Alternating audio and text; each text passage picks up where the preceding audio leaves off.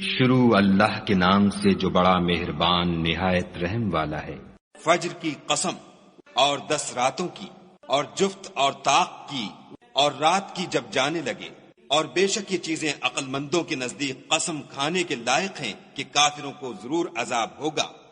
کیا تم نے نہیں دیکھا کہ تمہارے پروردگار نے عاد کے ساتھ کیا کیا، جو ارم کہلاتے تھے اتنے دراز قد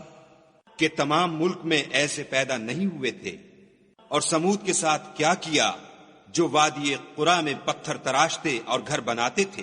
اور فرعون کے ساتھ کیا کیا جو خیمے اور میخیں رکھتا تھا۔ یہ لوگ ملکوں میں سرکش ہو رہے تھے اور ان میں بہت سی خرابیاں کرتے تھے، تو تمہارے پروردگار نے ان پر عذاب کا کوڑا نازل کیا۔ بے شک تمہارا پروردگار طاق میں ہے،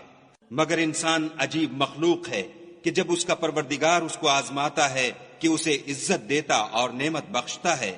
تو کہتا ہے کہ آہا میرے پروردگار نے مجھے عزت بخشی، اور جب دوسری طرح آزماتا ہے کہ اس پر روزی تنگ کر دیتا ہے تو کہتا ہے کہ ہائے میرے پروردگار نے مجھے ذلیل کیا۔ نہیں، بلکہ تم لوگ یتیم کی خاطر نہیں کرتے اور نہ مسکین کو کھانا کھلانے کی ترغیب دیتے ہو،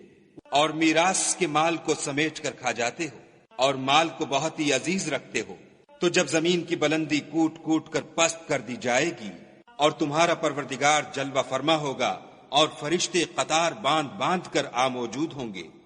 اور دوزخ اس دن حاضر کی جائے گی تو انسان اس دن متنبہ ہوگا، مگر اب انتباہ سے اسے فائدہ کہاں مل سکے گا۔ کہے گا کاش میں نے اپنی زندگی جاویدانی کے لیے کچھ آگے بھیجا ہوتا، تو اس دن نہ کوئی خدا کے عذاب کی طرح کا کسی کو عذاب دے گا اور نہ کوئی ویسا جکڑنا جکڑے گا۔ اے اطمینان پانے والی روح، اپنے پروردگار کی طرف لوٹ چل، تو اس سے راضی وہ تجھ سے راضی۔ تو میرے ممتاز بندوں میں شامل ہو جا اور میری بہشت میں داخل ہو جا۔